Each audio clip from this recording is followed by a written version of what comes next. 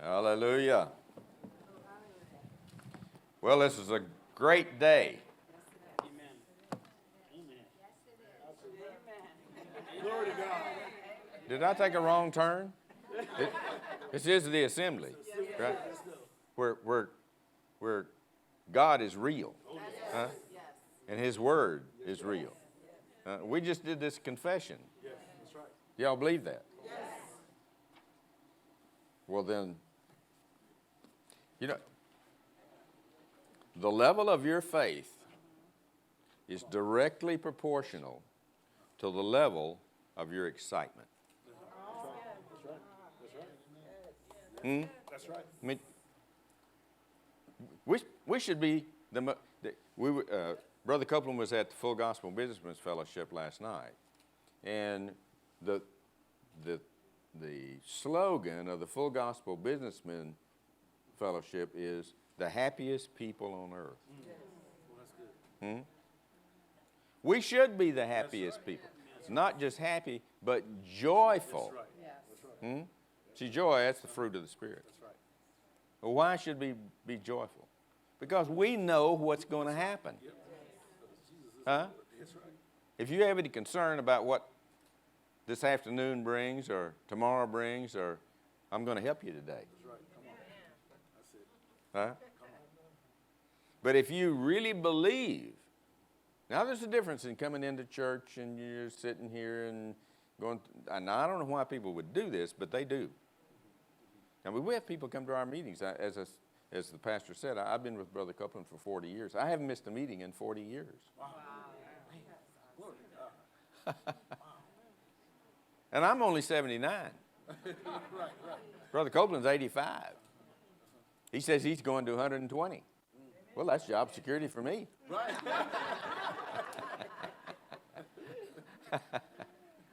But I go to meetings and I see people come, and this is concerning to me because you want to help people. That's why a pastor comes to church. That's why he gets before God, gets a word for you. That's right. Huh? Because he wants to help you. That's right. And the word is what's going to change your life. It'll change anyone's life that is willing to do what needs to be done. There's the problem. Because everybody's not willing to do it. And it's not because they don't know. I see them come to our meetings, fight for that front row seat. Huh? Right. You know, get under the spout where the glory comes out. Waiting for a word from Brother Copeland. If you come to the meeting, you're going to get a word. That's right. Yeah. Absolutely. From Brother Copeland. Amen. But then I see them come back to the meetings, and they're the same as they were the last time they came to the meeting. Well, what's wrong with this picture? What's wrong with this picture is that person, they're hearing the word, but they're not doing the word. You got to be doers of the word. And it's a challenge. I get it. I live in a mortal body too.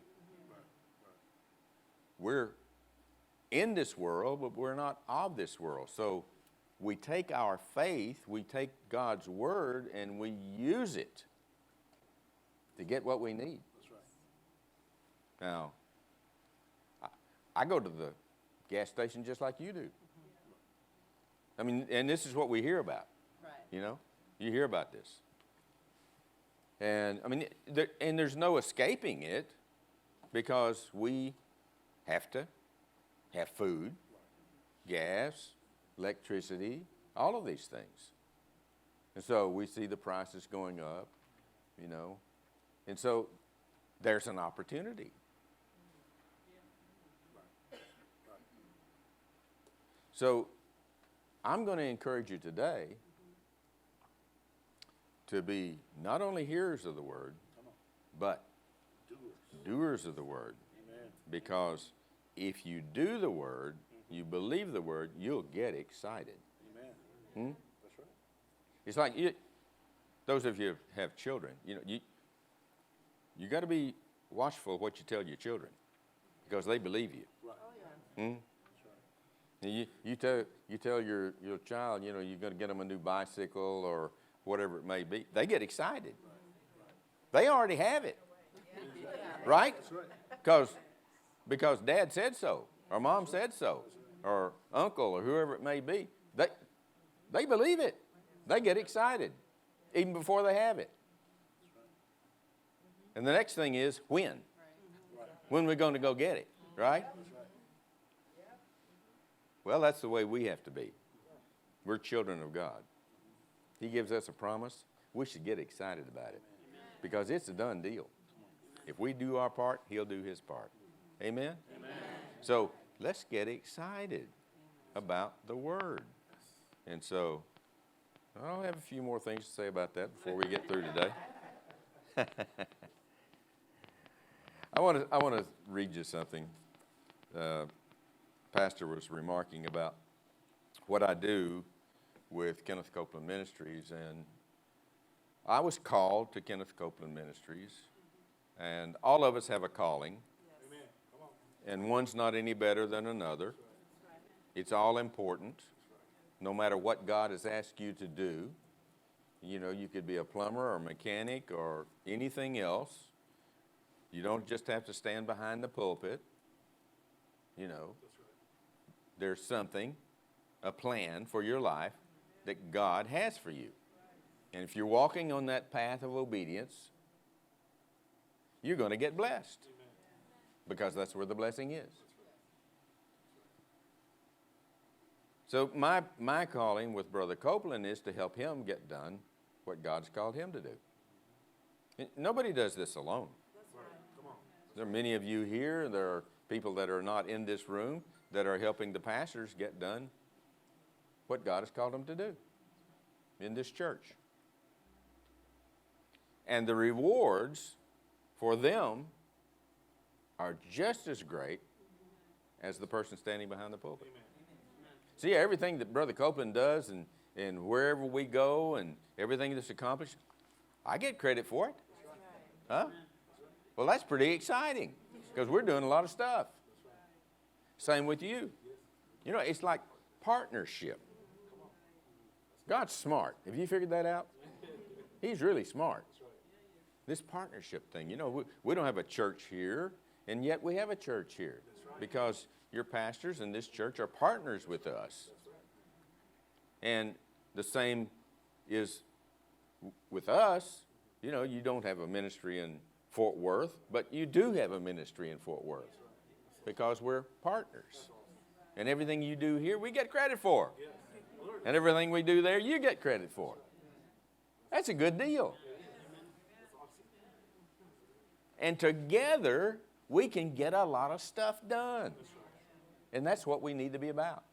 And forget about all these differences. Now, hey, there's one basic thing we have to unite on, and that is Jesus is Lord, right?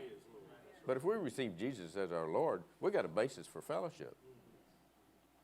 And we know a lot of things that are not right, but why can't we come together as a body and oppose those things? That benefits everybody. Benefits the world. Huh? So anyway, I'm just going to read you a little something here. And this is not my message, so don't count it against me. Stop that clock.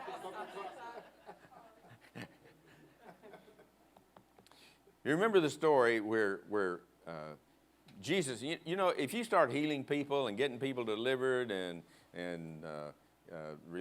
getting relief from the oppressed, and you'll draw a crowd. Because you start a fire, people will come watch it burn. So he's back home, and people hear about it, so they all come to the house. Because there's a world full of need, just in his day, just like there is today. So there's a big crowd there. And these four guys, they have a friend, and he's paralyzed. And so they bring him to the meeting because they want to help him. So they get to the meeting, and the crowd's there, and they say, could you let us through? We need to get our friend here to Jesus. And How many of you know brotherhood ends Right. at the entrance to the meeting? So they can't get in. So they look around. I mean, these are the kind of friends you want to have, right? If you got friends. Because they are determined they're going to get this guy to Jesus some way, somehow. So, you know the story. They get up on the roof, knock a hole in the roof. Now, this is a big hole, right? I mean, you're going to lower a man down through a hole. That's a big hole. And it's not their house. I mean, these guys are bold. So they lower the guy down, and, of course, Jesus sees their faith. The man gets healed. But now I got a question for you. After it's all said and done, meeting's over, everybody goes home, who patched the hole in the roof?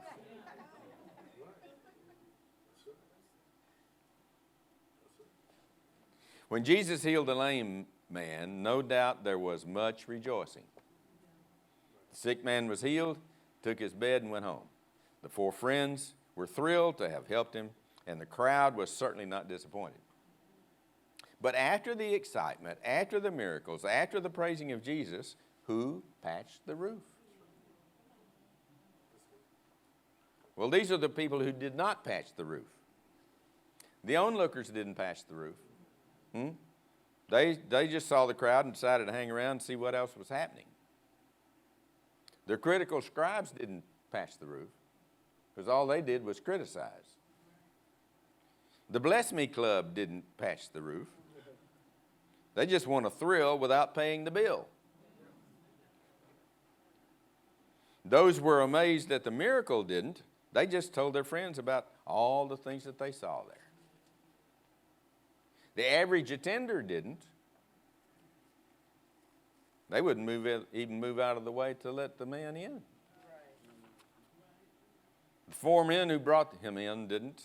When Jesus comes and the thrill of being in his presence impresses us, we become excited, we do the unusual, but when the excitement dies, that's what I'm talking to you about. Okay. When the excitement dies, we come in here, we come into church, we get excited because the word goes forth and the praise and the worship and all the opportunities that we have here. Everybody looks right, smells right, does right, you know. It's easy to worship God here. But you know, we're going to finish here sometime. Not making any promises on that, but sometime. Going to go back out there. That's where the opportunity lies. And that's where the opportunity for the excitement to wane. Because then we're confronted with the issues of life. The gas and the food and all the rest of that stuff. Right? So when the excitement dies, few are interested in patching the holes. The person who patched the roof was someone who served Jesus because of who he was rather than what he did. This person appreciates the message more than the miracle. Appreciates the life more than the loaves. Appreciates the truth more than the thrills. Now, you occasionally find this person in the church today. They're faithful, they're loyal, they're dependable, they show up. You want the chairs moved? They're there to do it.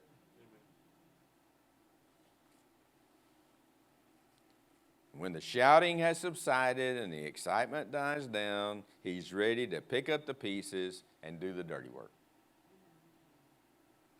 The person who patched the roof knew the cross comes before the crown. He's counted the cost. He loved Jesus enough to think that no job is insignificant.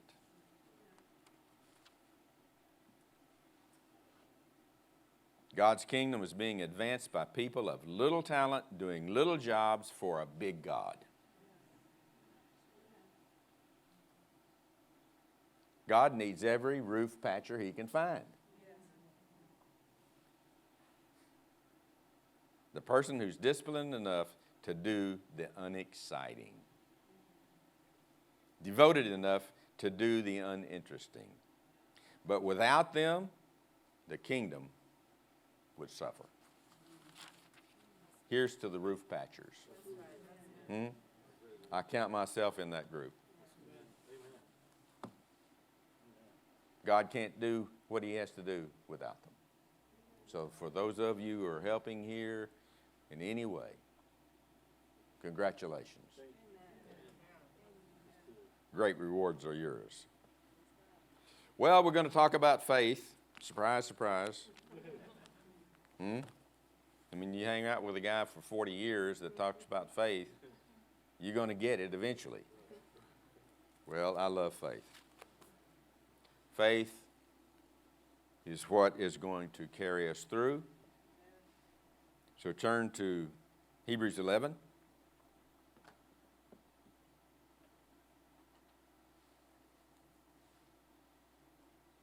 I have a question for you. Are you finding God funny or faithful?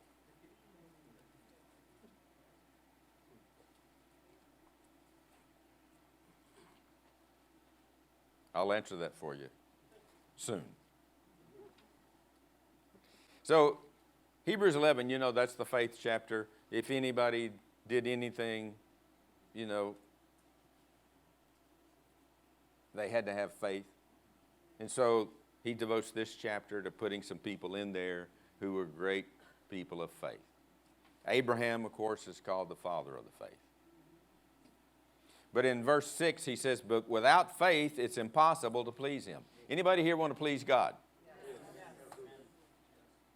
Better have some faith then.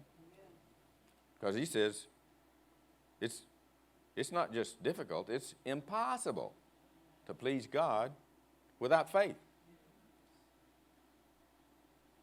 For he that cometh to God must believe that he is. Now, we're trying, you know, there's a lot of folks out there that are trying to persuade us that he isn't.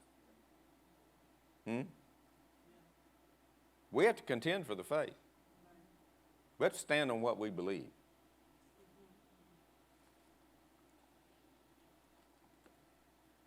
And, not that just he is, but he goes on to say, and that he is a rewarder. How many of you like rewards? I like rewards. Huh? I like it when my wife rewards me. Huh? She likes rewards too. She really likes rewards. He's a rewarder of them that diligently, key word, diligently, without fail, seek him. Now you're beginning to understand why those people come to our meetings all the time. They listen to the word. See, people come to church, they come to our meetings and other people's meetings because they're in a spiritually charged environment and they get some relief. It's a peaceful environment. They're troubled. People are troubled, got lots of problems. You can come into a meeting and you can get some relief, but it's only temporary unless you take the word that you hear there. That's why God designed it that way, so that you could come in there and have some clarity and understanding about the word that's going forth.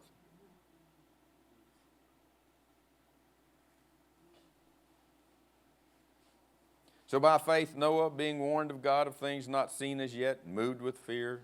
By faith, Abraham, when he was called to go out into a place which he should after receive for an inheritance, obeyed. He went out not knowing where he went. By faith, he sojourned in the land of promise as in a strange country, dwelling in tabernacles with Isaac and Jacob, the heirs with him of the same promise. For he looked for a city which hath foundations, whose builder and maker is God. So it's got a lot of the guys you go on through here, and there's a lot of men in it. But there's some women in here, too. Well, I thought I'd get a better response from the ladies on that one. Because in verse 11, it says, through faith. See, Sarah had some faith, too. Huh? She wasn't just depending on Abraham. Well, there's a lesson here. You got to develop your own faith.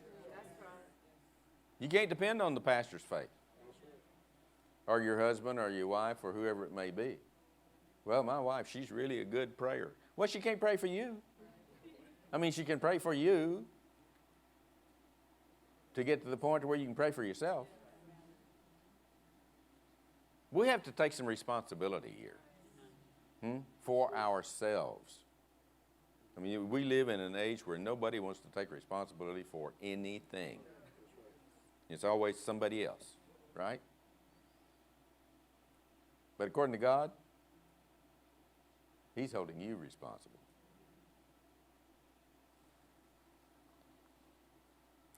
So, through faith, also, Sarah herself received. She received strength to conceive seed and was delivered of a child when she was past age. Now, we said in the confessions that we believe the Bible, right?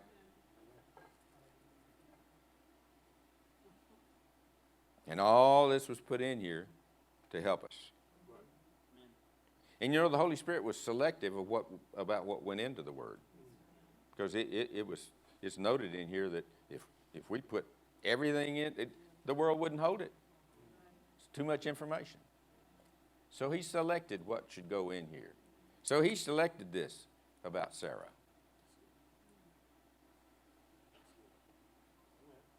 Through faith also Sarah herself received strength to conceive seed, was delivered of a child when she was past age. The Bible says you're past age. You're past age. Huh?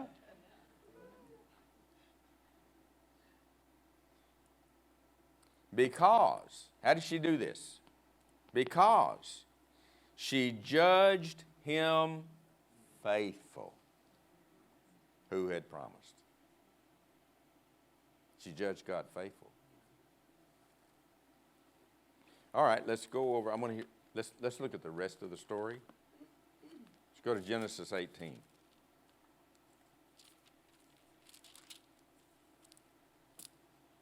Now, as noted here in chapter 11, God came to Abraham. He's 75 years old at that point, and said, look, Abraham, let's go on a trip. I want you to follow me. Going to make you the father of many nations. Abraham says, well, where are we going? God says, I'll get back to you on that. But Abraham didn't sit around and think about it. Huh? He didn't have a committee meeting. He didn't get on the phone, call the neighbor, say, hey, think I've heard from God. What do you think? No. And he was a wealthy man, well respected in the community, nice home, pool out back. Huh? But he packed it all up, got his family together, and headed out, not knowing where he was going,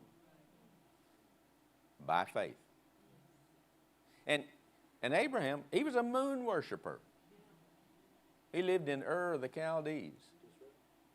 You know where Ur of the Chaldees is? Well, see, I'm from Mark Tree, Arkansas. Did I ever tell you that? Yeah. Well, Ur of the Chaldees, it's just on the other side of Mark Tree, Arkansas.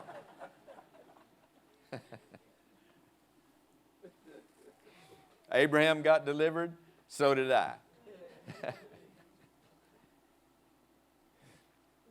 So now Abraham, he's got his family, and they're traveling around living in tents. You ever lived in a tent? I spent the night in a tent. That was enough for me. Going from here to there, following a promise. So they're out there in tents, and in chapter 18, some angels show up. It says, and the Lord appeared to Abraham in the plains of Mamre, and he sat in the tent door in the heat of the day. Lifted up his eyes and looked, 3 men stood by him. When he saw them, He ran out to meet them from the tent door, bowed himself toward the ground, said, My Lord, if now I have found favor in thy sight, pass not away, I pray thee, from thy servant. Let a little water, I pray you, to be fetched, and wash your feet, rest yourselves, and let's have some lunch. Now, some things don't change, ladies. He goes out and he sees these guys, asks them to stop in. He's a very hospitable man. Let's have some lunch. So he immediately goes inside and says, Sarah, I've asked these guys to have some lunch. So let's put some lunch together for them, okay? So she does that. He takes it out under the tree. They're sitting there or lying there under the tree having lunch. Now, here's an interesting thing. You know, these are angels, right? These are angels, and yet they're eating.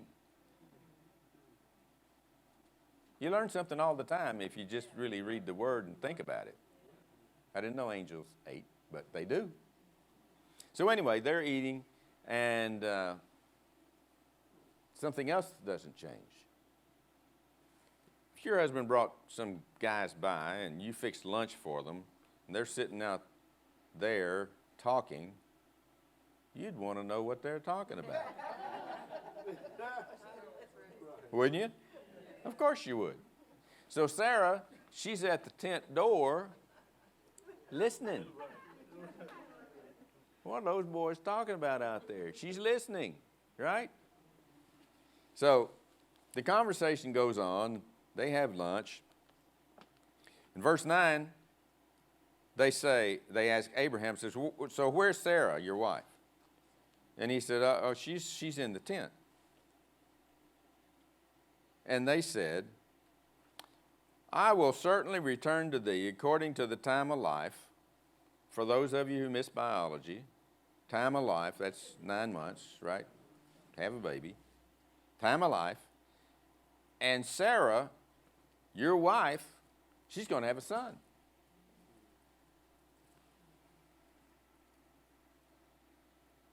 Sarah heard it. She's listening at the tent door. And what was her response? She laughed.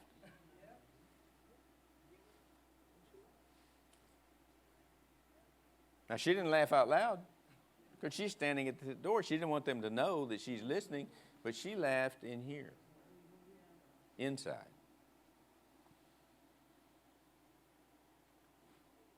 Well, you can understand how this could happen. She's 89. She's been barren her entire life. Couldn't have children when she was 20, 30, 40, 50, 60, 70, 80. Now she's almost 90.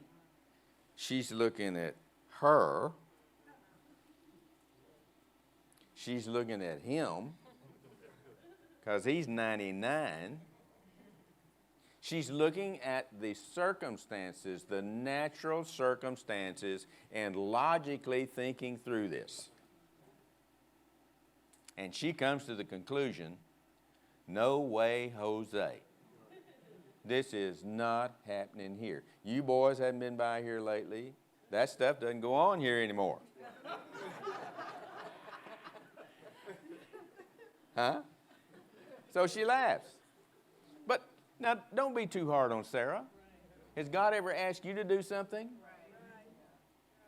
And you start thinking about it and reasoning it through, and you think, you know, our first question typically is, well, how am I going to do that? Huh? Well, that's the same thing Sarah's thinking. How is this going to happen? No. Just based on the natural circumstances and her age and being past, can't happen. So she laughs.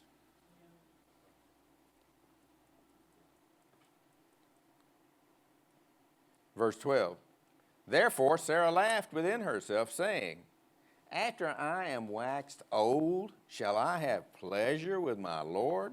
And he's old too? Not happening. And the Lord said to Abraham, wherefore did Sarah laugh? Well, how'd they know she laughed? Huh? Because God knows what you think. That should be enough to clean up your thought life right there. Oh, wherefore did Sarah laugh, saying, shall I of a surety bear a child which am old? Now these guys, there is no doubt in them. So their response is what our response should be. They said, is anything too hard for the Lord?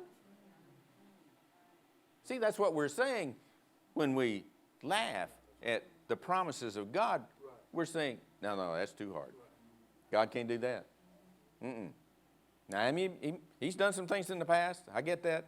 But this is just too hard. Just too hard. No. Is anything too hard for the Lord? I serve a big God. How about you? I serve a big God. The word says God spoke everything that we see into existence. Not just our planet, the sun, the moon, this galaxy, but other galaxies out there. I mean, we're discovering new stuff all the time that we didn't even know was there. Well, how did it get there? God. And having a 90-year-old woman have a baby is too hard for that God? No. Getting your house payment to you is too hard for that God? Getting that car that you need is too hard for that God? Huh? Hello? Did y'all go home? Is anything too hard for the Lord? No. And regardless of whether she believed it or not, they did not get off of the promise. They said, is anything too hard for the Lord? No. About 9 months, we're going to come back through here, and Sarah is going to have a baby. Then Sarah denied, saying, oh, no, I didn't laugh. She got caught. Huh? Ever have your kids get caught doing something? Oh, no, it wasn't me, it was him. Huh? Except she didn't have anybody to blame. All right, so let's continue with this and see what happens over in chapter 20. They're still moving around in tents. Got a word from God here. She laughs. But they go up into Abimelech country. Abimelech was the king of this area. And so they move into the area. And unlike the U.S. of A. at the moment, they wanted to know who was getting into their country. So the king had their boys out there, his boys out there, watching, who's coming in, who's going out, and all the rest of that. Because kings were very paranoid. And so they come back to Abimelech and say, King, there's a new family in the country. And you should see this woman, Sarah. Now, Abraham, he's telling everybody Sarah's his sister. Great man of faith and power. Huh? But we should find that encouraging. If Abraham is still known as the father of the faith, even though he made some mistakes along the way, see, there's hope for us. So these boys are telling the king, you should see this woman, Sarah. And what does Abimelech do? He sends down there and gets Sarah. Now, I got a question for you. How many 89-year-old women do you know that the king would want for his harem?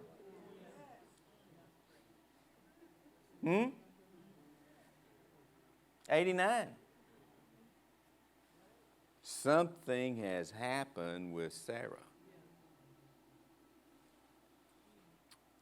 Yeah, she initially laughed and said, "No way, Jose, that can't happen here." But she has wanted a baby her entire life.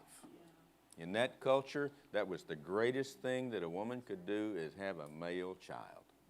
She's always wanted a baby. And here these guys are saying that she could have one. And she started thinking about that. And she started focusing on the promise instead of the problem. And it grew. And it changed her thinking. She said, well, maybe I can have this baby. Maybe these guys maybe they're right. Well, I might as well believe that. So she started focusing on the promise. And as she did, she started changing. She started changing. Not only on the inside, she quit laughing. She started changing on the outside. How many of you know? If you think you're sick, you're sick. And you can think yourself well. How you think has an effect on your body. To the point. Now, this king, I mean, he wasn't looking at her inner beauty, okay? He's a worldly king. He's a heathen. They just look at the outside. So he goes down and gets Sarah. But here's the thing about God. God has a plan. His plan's going to work. So he tells the king, you better get this woman home. It's not like you think it is. And even heathen, ungodly people will do things they wouldn't otherwise do because God intervenes.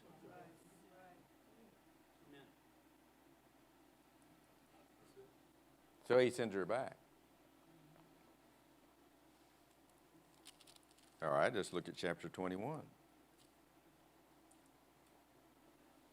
And the Lord visited Sarah just as he had said. And the Lord did to Sarah just as he had spoken. For Sarah conceived, bare Abraham a son in his old age, at the set time of which God had spoken to him.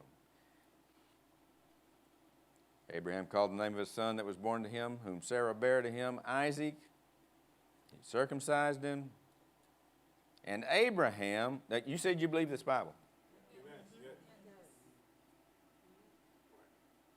Abraham was 100 years old. 100 years old when his son Isaac was born. Now, I'm 79,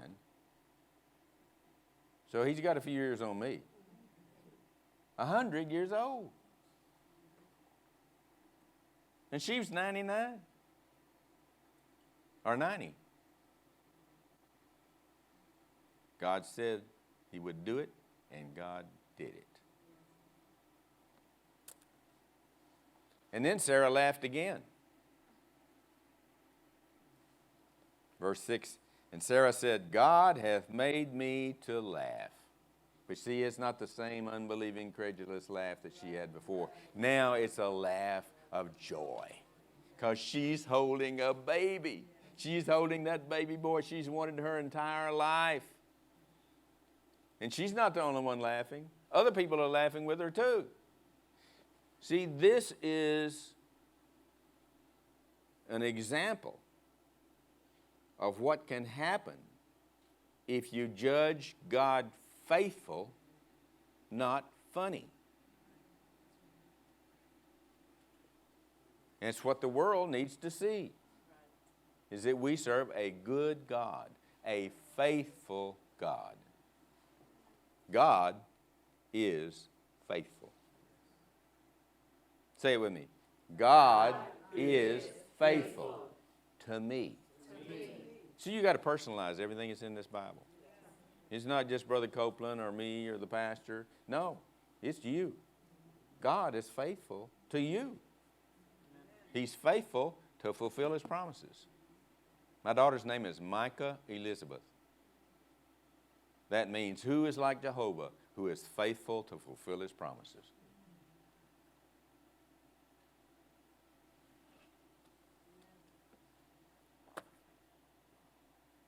Abraham was 100 years old when his son Isaac was born to him. Sarah said, God hath made me to laugh, so that all that hear will laugh with me.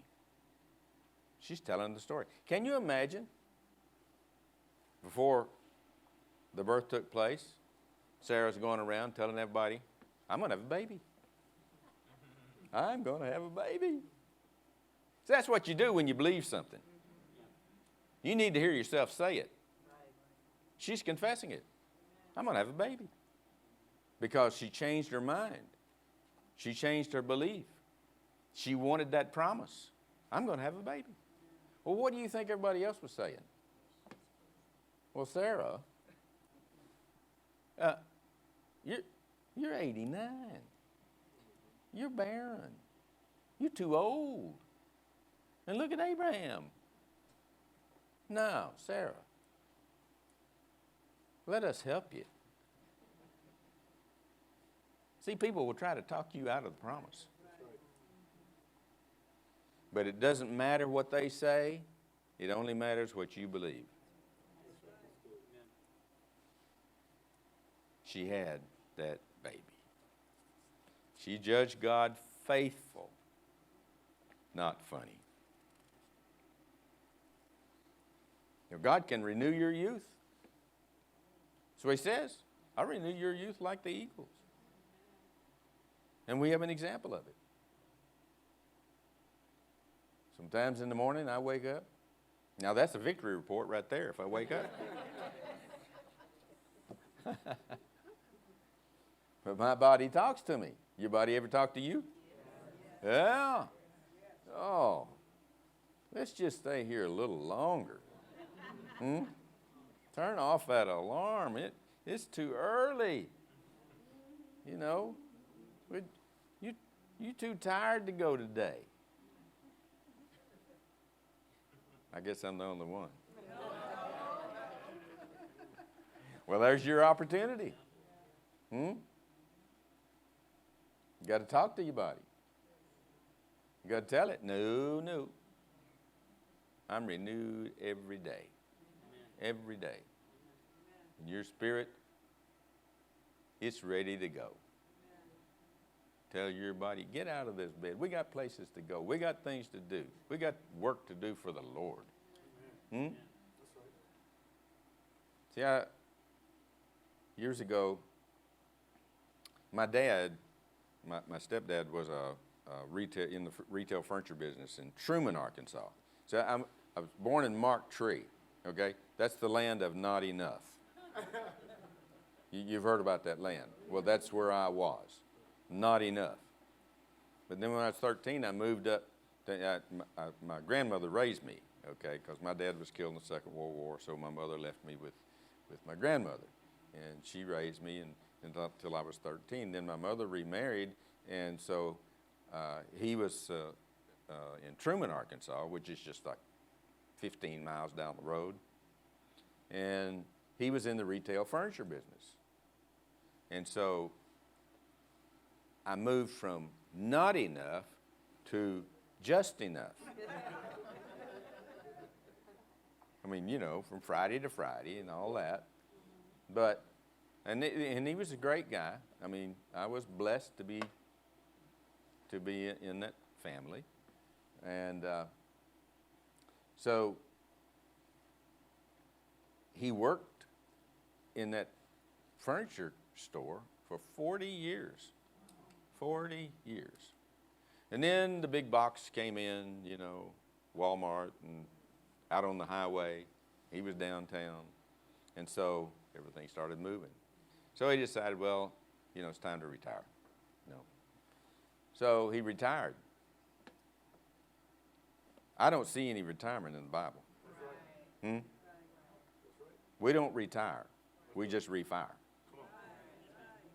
Just because there's snow on the roof, it doesn't mean there's not a fire in the furnace.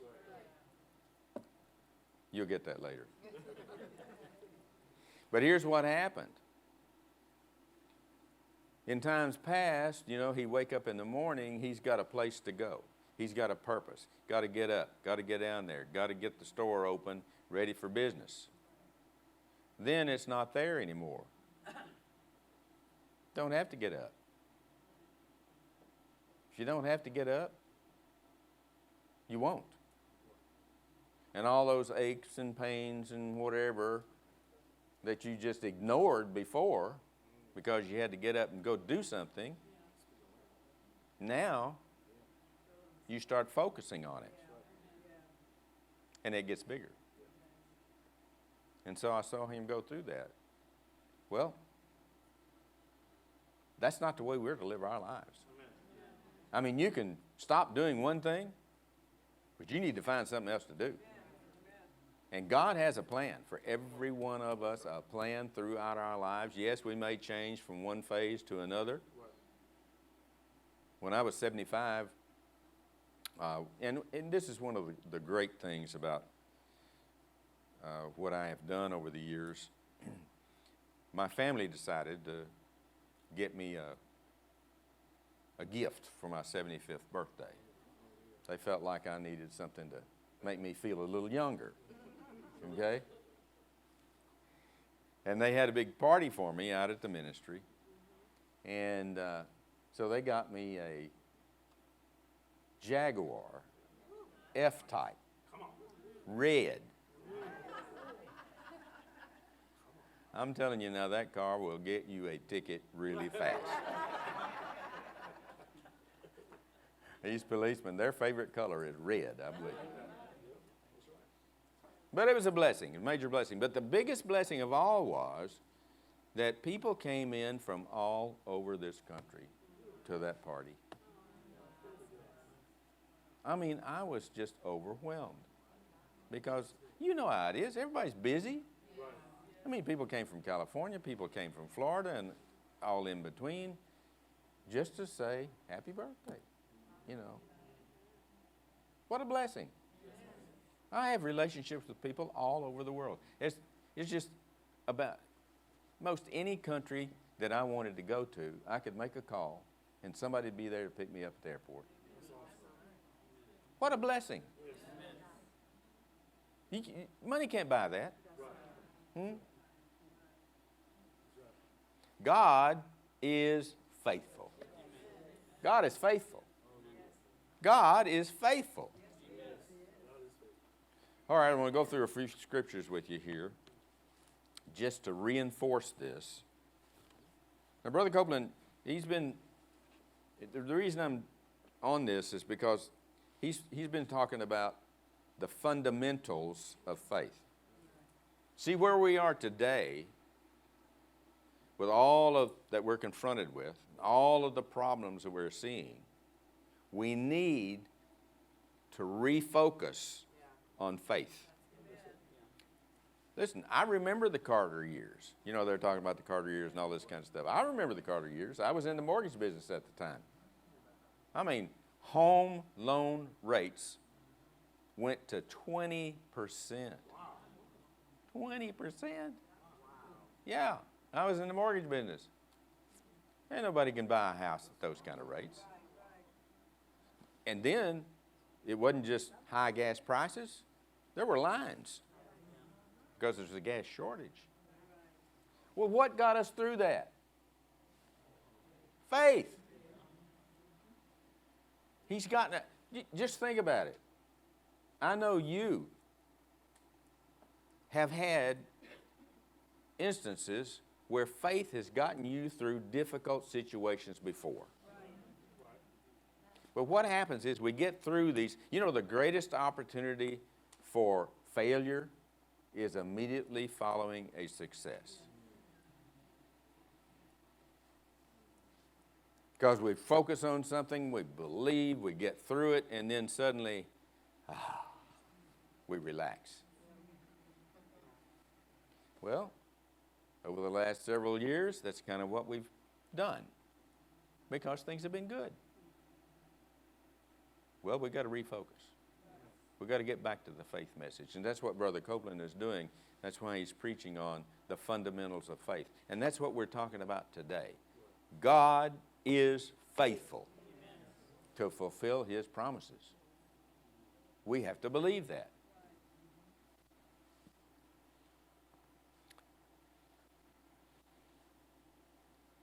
Deuteronomy 7, verse 9. Know therefore that the Lord thy God, He is God, the faithful God. Not an unfaithful God, a faithful God. A God you can depend on. A God that's always going to be there. Which keeps His covenant and has mercy with them that love Him and keeps His commandments to 1,000 generations. That's 40,000 years. Faithful. God is faithful. Say it. God is faithful. Psalms 119, 138. Thy testimonies that thou hast commanded are righteous and very faithful. Very faithful. 1 Corinthians 1, 9. God is faithful, by whom ye were called unto the fellowship of His Son, Jesus Christ our Lord. God is faithful.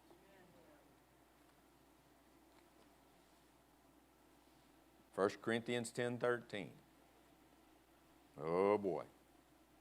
This one has gotten me out of so many problems. You're confronted with an issue, get you a scripture.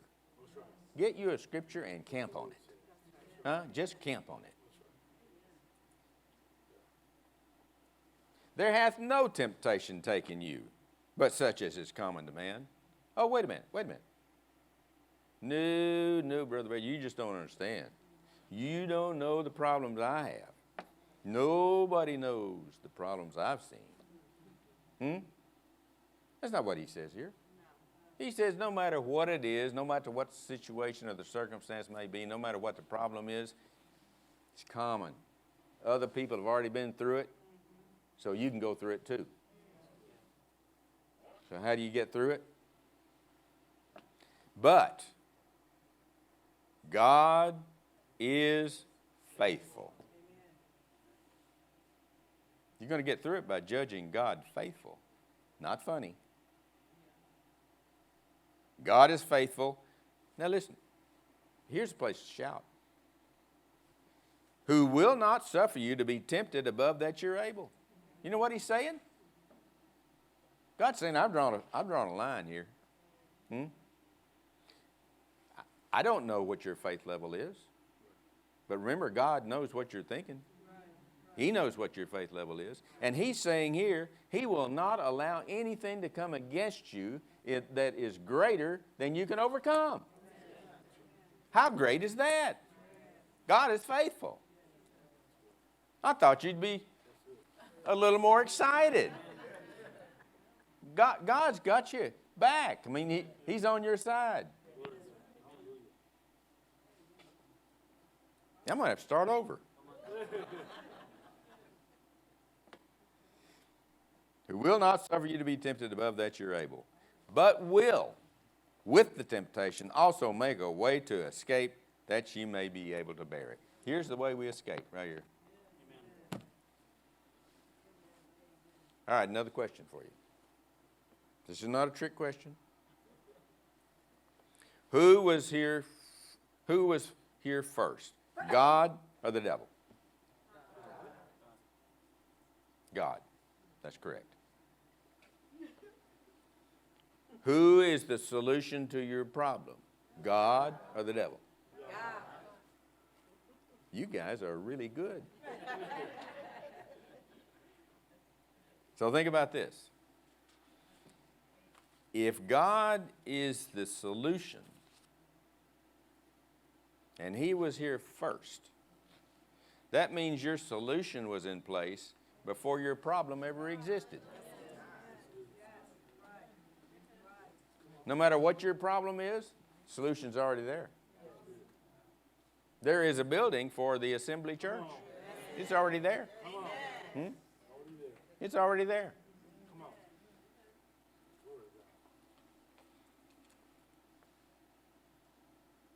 There's not a problem you'll ever face that will one day take God by surprise. In fact, God planned each answer, knowing ahead of time what the problem would be. This is difficult for us to comprehend. But remember, there were 2 people when this all started. Now there's 7 billion. Now, how God keeps up with all of them, I have no idea. But He does.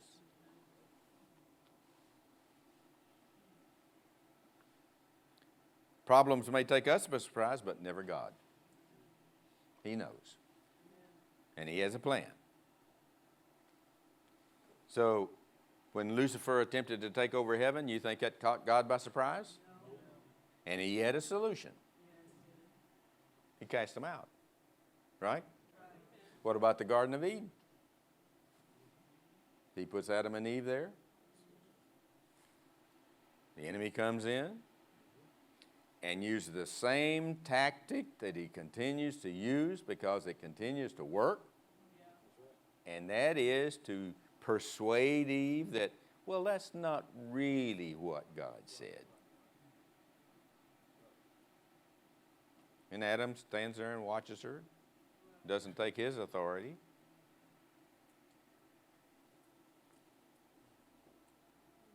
Well, you think God turns to Jesus and says, well, why did they do that? And Jesus says, well, I don't know. You created them. Huh? No. The Word says Jesus was slain from the foundation of the world. God had a solution in place before the problem ever occurred.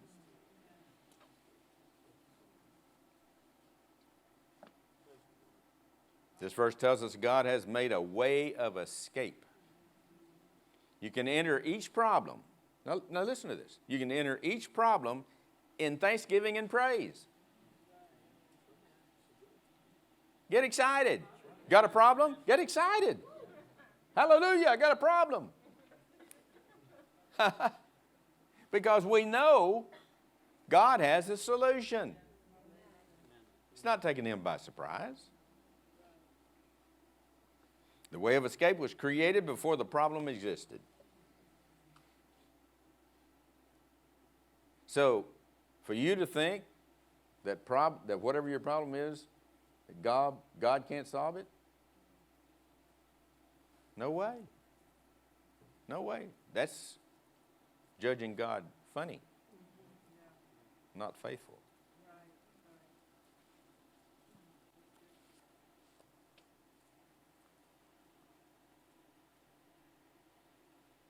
1 Thessalonians 5:23. And the very God of peace sanctify you wholly. W-H-O-L-L-Y. I pray, God, your whole spirit and soul and body. Does that cover it all? He's interested in all of you, not just part of you. Be preserved blameless unto the coming of our Lord Jesus Christ. Faithful. Say faithful. Faithful. Faithful is He that called you, who will also do it. God is faithful. God is faithful. 2 Timothy 2:13.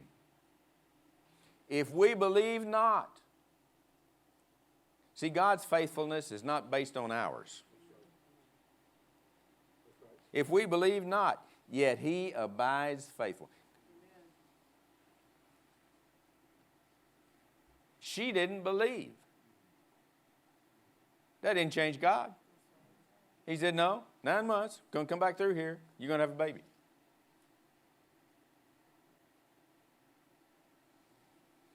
All that matters is that you believe. Doesn't matter about anybody else. Just you. You take the promise, you stand on the promise because God is faithful. And he cannot deny himself. Romans 3:3. For what if some did not believe? Shall their unbelief make the faith of God without effect? God forbid. Let God be true and every man a liar. If it's not in line with God's word, it's a lie. And we've been lied to plenty. By the best of them. But not by God. God is faithful. Hebrews 10:23. Let us hold fast the profession of our faith without wavering. You know what the word says about the double-minded man? Up one day, down the next? No. Got to be consistent. Gloria says, in consistency lies the power. Same thing every day. God is faithful. He's not faithful one day and not the next. 1 John 1:9. Aren't we thankful for God? 1 John 1:9. Huh? God knew we were going to make some mistakes. But he made a way of escape. If we confess our sins, who wouldn't? Right? But some people don't. If we confess our sins, he is faithful and just to forgive us our sins and to cleanse us from all unrighteousness. Glory to God. That's worth getting excited about. Huh? I'm clean. I'm righteous. Be quick to confess your sins. Whenever you make a mistake, just get it out of the way. God forgets it. So should you. See, the enemy uses that against us too. Well, you remember what you did, you can't. You're not going to receive anything from God. Now, you know what his favorite thing to say is? Not this time. I know God's blessed you all those other times, but not this time. You haven't had to pay these kind of gas prices before. Not this time. He's not going to be here this time. He tries to persuade you that God changes. God does not change. He expects us to. I got a little plaque on my desk, and it says, when you're through changing, you're through. We're moving from faith to faith and glory to glory. You're doing that today by hearing this word and acting on this word. You're moving. God does not change, but he expects us to. In Revelations 19:11, and I saw heaven opened up. Hallelujah. If we're alive, we're going to see this happen. If we're not, we're going to come back with him. Well, one way or the other, we're going to be involved in this. I saw heaven opened up, and behold, a white horse. I can see that white horse now. Oh, my word, the sun glistening off that gold. Hallelujah. Those white raiments. And he that sat upon him was called Faithful and True. Faithful and true. And in righteousness he doth judge and make war. You know, when Jesus comes back, do you know it's not going to be a democracy? Huh? No, he's going to be the man. And whatever he says, that's what's going to happen. Well, that's okay if the person in charge has the best interest of the people at heart. That's the problem with our leadership. They don't always have the best interest of the people at heart. But it all comes down to leadership. Amen? Amen. God is faithful to me.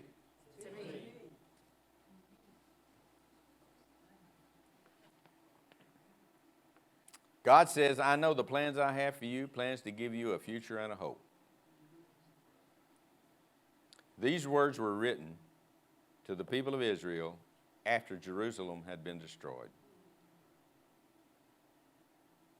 If you wanted to look at it logically, it would make no sense. Many of them were going into captivity in Babylon. And yet God said, I got plans for you. Don't look at this stuff that's going on here. I got plans for you. God is faithful.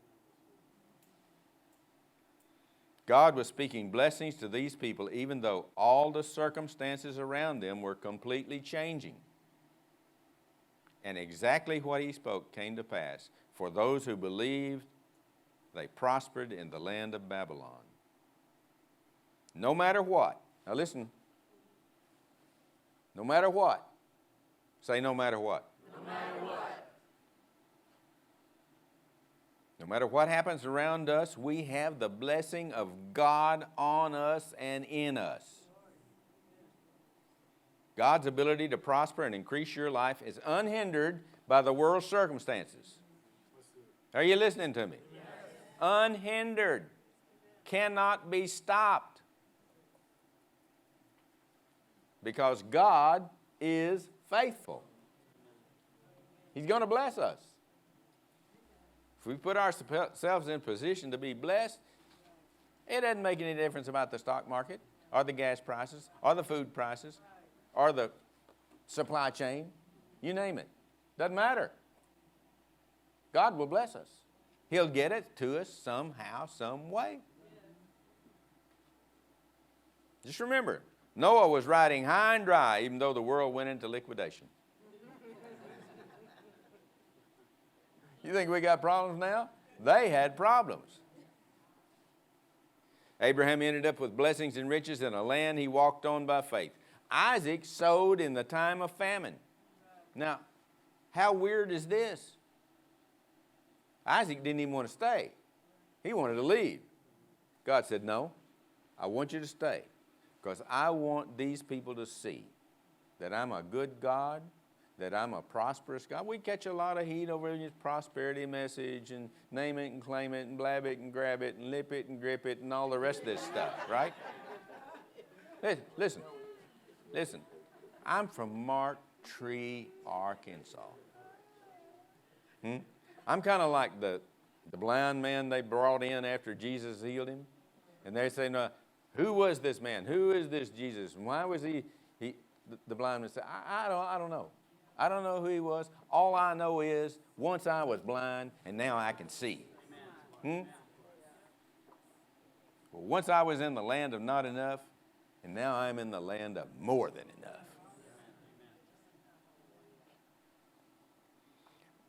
So Isaac stays and he sows, and there's a famine in the land. Famine in the land. And he sows. He goes out and plants a crop. Can you imagine what all the neighbor farmers were saying about that? But God is faithful. And he reaped 100-fold return in the time of famine. You said you believe this Bible? 100-fold return in the time of a famine. God is faithful. Jacob was prospered by God when his father-in-law tried to cheat him many times. Anybody ever been cheated? Huh? Well, claim it. Says the devil's got to pay you back 7 times over. God is faithful. Joseph was sold into slavery by his brothers, but God put him in charge of all the food supplies in Egypt and made him second only to Pharaoh. God is faithful.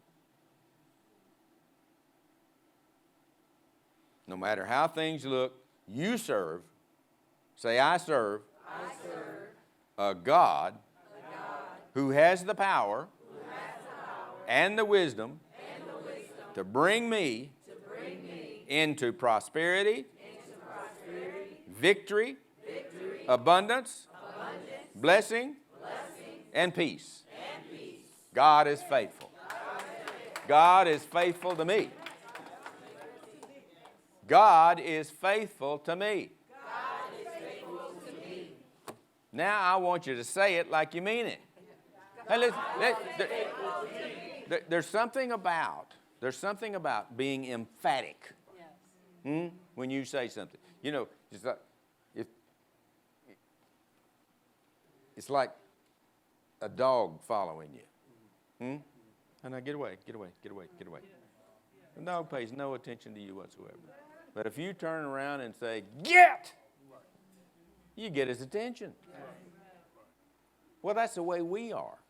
We've got to get our own attention. And we do that by being emphatic when we say things. Because when we get emphatic, we get excited. Huh? David came back to Ziklag. You think you got problems? Huh? He came back home, burned to the ground. Wives taken, children taken, everything taken, wiped out. Then all of his boys come, you know, they want to kill him. I mean, you talk about a bad day. This guy's having a bad day, right? So what does he do? Well, they cry for a while. And we have emotions, so we deal with it. But they didn't stay there. David picked himself up and stirred himself up. The word says he stirred himself up. That's what we got to do. When we see these situations and all the circumstances, we got to stir ourselves up. You start talking to yourself and telling yourself, God is faithful. He's faithful to fulfill his promises. If God says that if he that he wishes above all things that we prosper and be in health, you can count on it. God says he'll give me peace passes all understanding. You can count on it. If God says he'll supply all my needs according to his riches and glory, you can count on it. Because God is faithful. God is faithful to me.